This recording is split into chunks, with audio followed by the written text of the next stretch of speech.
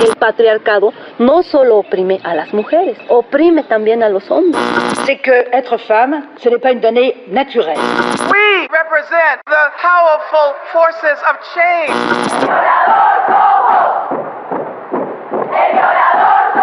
Não serei interrompida, não aturarei de um cidadão que vem aqui e não sabe ouvir a posição de uma mulher eleita.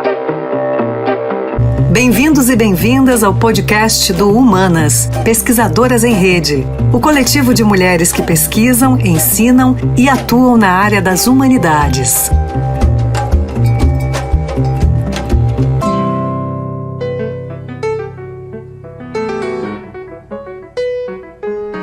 Mulheres, indígenas e afrodescendentes, além de trabalhadores migrantes e informais, compõem os grupos mais afetados pelo impacto socioeconômico do novo coronavírus na América Latina. De acordo com o relatório da CEPAL, Comissão Econômica para a América Latina e Caribe, as mulheres encontram-se em situação particularmente vulnerável por conta das condições de trabalho mais precárias, com maiores taxas de informalidade e mais expostas ao risco do desemprego. Como enfrentar as condições radicalmente desiguais de vulnerabilidade que a pandemia tornou visíveis? Bem-vindos e bem-vindas à série de podcasts do Humanas, Pesquisadoras em Rede. Eu sou Glória Oliveira, professora de Teoria da História da Universidade Federal Rural do Rio de Janeiro. Nesta série de programas, abordaremos questões do presente e problemas contemporâneos. No episódio de hoje, a historiadora Natália Sanglar e a filósofa Catarina Pitassi Fragoso irão discutir as relações entre a pandemia e as desigualdades sociais. Bem-vinda, Natália, bem-vinda, Catarina. Eu peço que vocês se apresentem e falem brevemente sobre as suas trajetórias acadêmicas e projetos de pesquisa. Olá a todos e todas. Olá, Glória, muito obrigada pelo convite para participar do podcast do Humanas. Eu sou Natália Sanglar, mestre e doutora em História pela Universidade Federal Fluminense, especialista em historiografia brasileira. Atualmente realizo uma pesquisa de pós-doutorado na Universidade Federal do Estado do Rio de Janeiro, a Unirio, que eu estudo escritas de si e escritas da história. E para me apresentar, eu gostaria de dizer que eu sou fruto de uma geração que teve acesso ao ensino público, gratuito e de qualidade, que vê hoje com muita preocupação o desmonte da Universidade das Ciências no Brasil.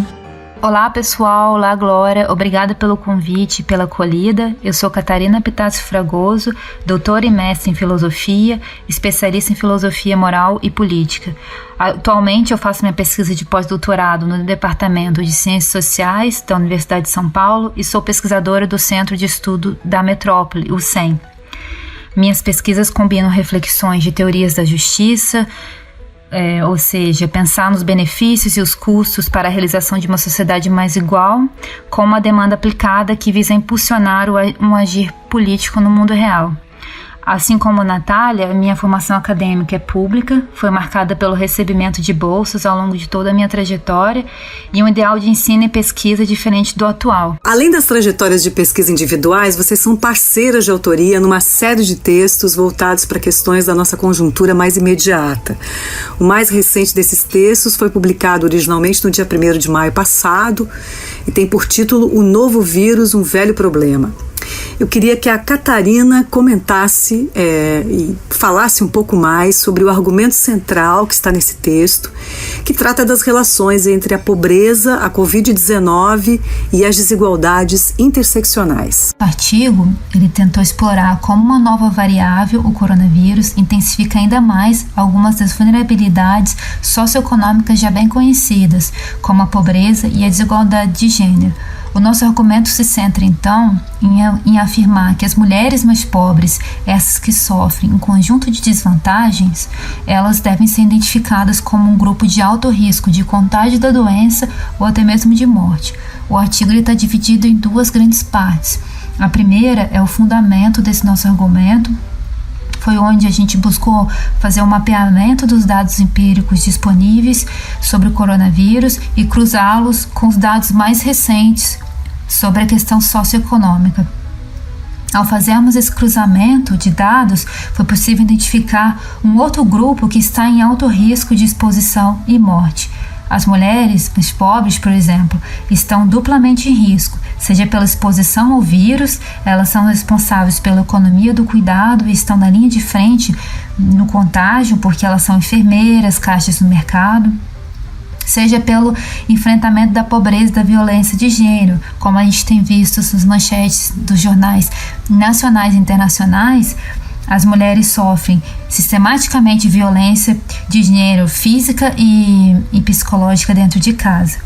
Praticamente, isso nos mostra que o risco de morte e contágio não se restringem à idade e ao histórico de doenças, mas também aos fatores socioeconômicos e de gênero. Moralmente, o nosso argumento ele avança uma questão de dar prioridade às mulheres mais pobres diante da escassez de recursos e em respeito a um princípio de necessidade e urgência. A segunda parte do nosso artigo buscou refletir sobre quais seriam as políticas públicas adotadas pelo Brasil até o momento com o objetivo de proteger essas mulheres que estão em alto risco. E basicamente nós temos duas iniciativas, o Disque 180 e o aplicativo de denúncia. No entanto, essas duas iniciativas elas não levam em consideração a incapacidade de muitas mulheres de acessarem tais recursos, seja porque elas vivem em locais com no máximo um cômodo, o que dificulta elas fazerem qualquer ligação para denunciar os seus agressores, seja porque elas estão excluídas das tecnologias digitais. Por fim, o nosso texto também alerta para a necessidade de expandir a maneira como temos formulado as políticas públicas de isolamento social. E se a gente tem um entendimento de que esse isolamento social é um direito de todos e que deve ser resguardado pelo Estado, temos que ter propostas mais inclusivas para não deixar de fora muitas mulheres que estão lutando para sobreviver. Bem, dentro dessa discussão das políticas públicas e seus limites, as taxas de violência doméstica aumentaram com o isolamento social. A violência de gênero não costuma ser pensada como um problema político ou como um sintoma social com dimensões epidêmicas que precisaria ser enfrentado politicamente, por exemplo. Há uma tendência de se encarar o feminicídio como um problema restrito à esfera privada ou doméstica. É como se todas as mulheres vítimas da violência de gênero não contassem como vidas, aliás, milhares de vidas humanas perdidas e, portanto, vidas passíveis de um luto coletivo. Então, eu queria saber como é que vocês pensam os impactos mais amplos que a experiência da pandemia pode provocar nas formas como nós percebemos e enfrentamos efetivamente a distribuição desigual da vulnerabilidade social. No Brasil, o aprofundamento desse fenômeno que transfere para a família uma função que seria do Estado, de bem-estar social, para assim deslegitimá-lo, é corrente, tem sido muito marcante, sobretudo a partir da gestão do Michel Temer e agora no governo Bolsonaro. Exemplos concretos. Ao mesmo tempo que se procede a um desmonte do projeto da Casa da Mulher Brasileira, o atual Ministério da Mulher, da Família e dos Direitos Humanos, um parêntese para observar o nome dessa pasta, que inclui agora família, elevada a um estatuto de pasta ministerial.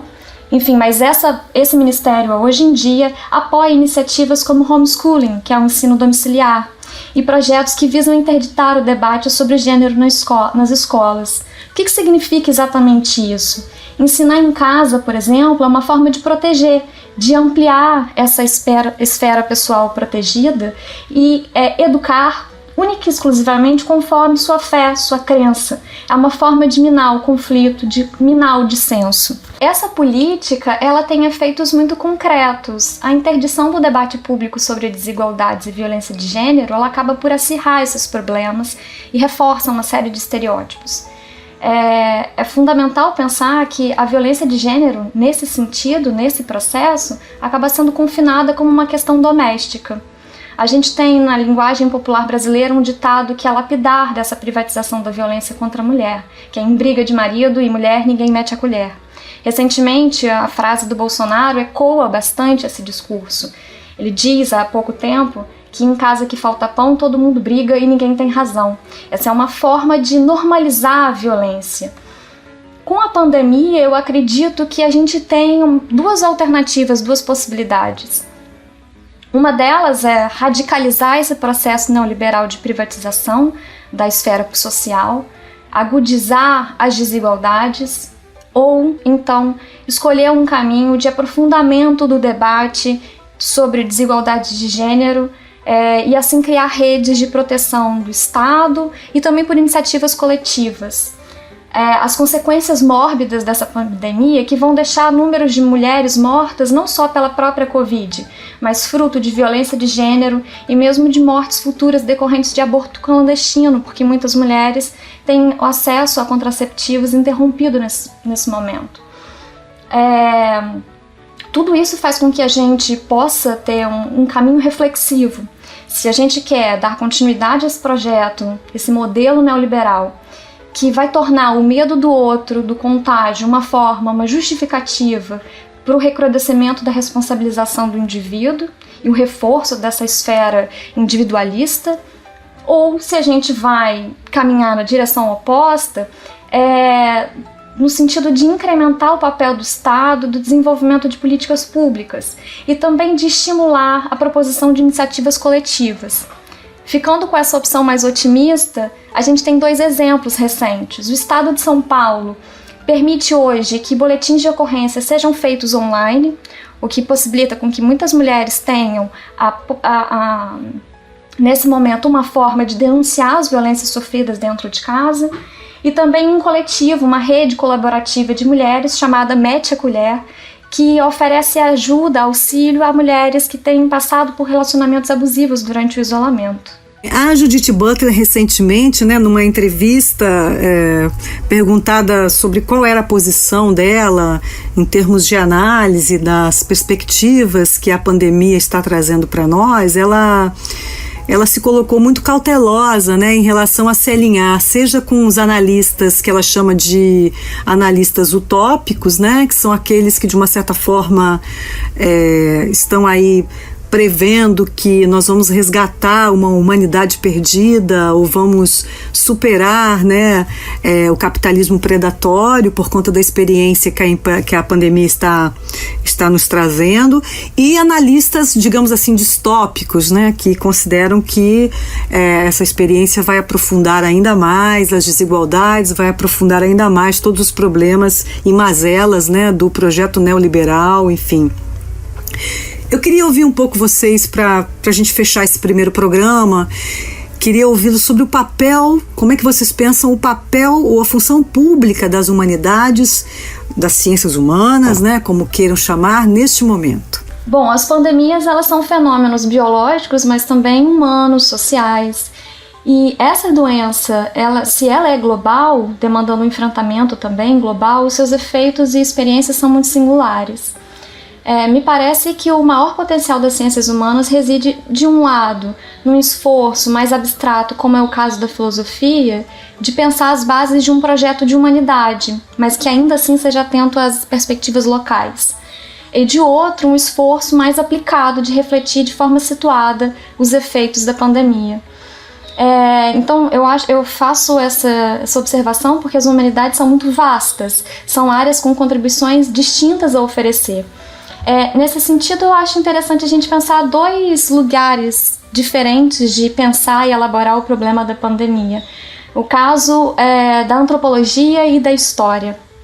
A antropologia, pensando os usos públicos dessas ciências humanas, a antropologia é a ciência social que traz aos números, aos casos, às estatísticas, rostos, trajetórias, biografias.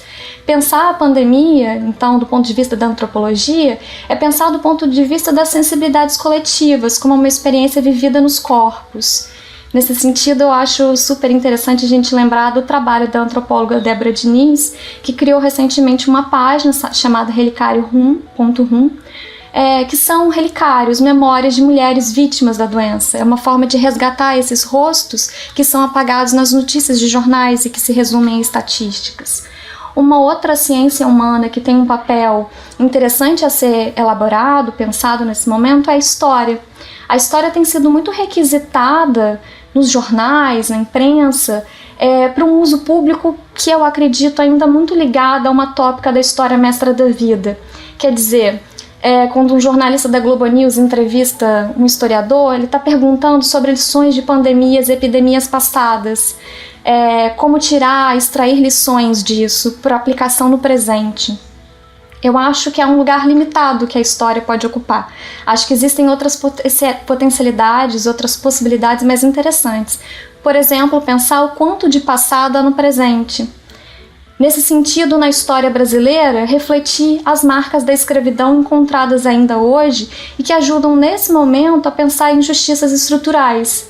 É um caminho para compreender as desigualdades que estão associadas, por exemplo, à maior taxa de letalidade da Covid entre negros e pardos. Eu gostaria de falar aqui sobre o lugar da filosofia nessa reflexão. Eu acredito que a filosofia tem um papel central para nos ajudar a pensar os contornos dessa pandemia e seus efeitos sociais e políticos.